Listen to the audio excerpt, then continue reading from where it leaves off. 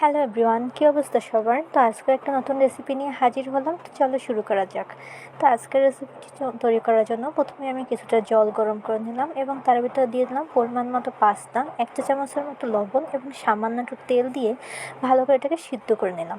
এরপর একটা কড়াই নিয়ে তার ভিতর পরিমাণ মতো তেল দিয়ে তার ভিতরে কিছুটা আদা রসুন কুচি দিয়ে একটু ভেজে নেব।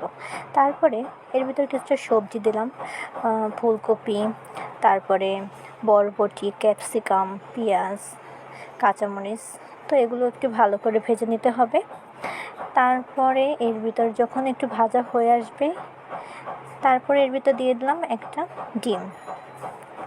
ডিমটাকে ভালো করে একটু ঝুরি করে নিতে হবে এবং তার ভিতরে একটু হালকা একটু লবণ দিয়ে ভালো করে ঝুরি করে নিতে হবে।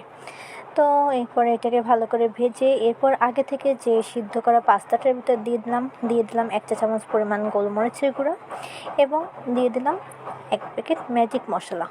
দিয়ে দিলাম 1 চা চামচ পরিমাণের সয়া সস, 2 চামচ টমেটো সস এবং 1 চামচ চিলি অয়েল সস, যেটা আমার ঘরোয়াভাবে বানানো, যেটার রেসিপি আমি শেয়ার করব তোমাদের সাথে। দিয়ে দিলাম 1 চা চামচ পরিমাণ চিনি এবং এগুলোকে ভালো করে নাড়িয়ে ছাড়িয়ে তো তৈরি হয়ে গেল আমার ঘরোয়া পদ্ধতিতে পাস্তা।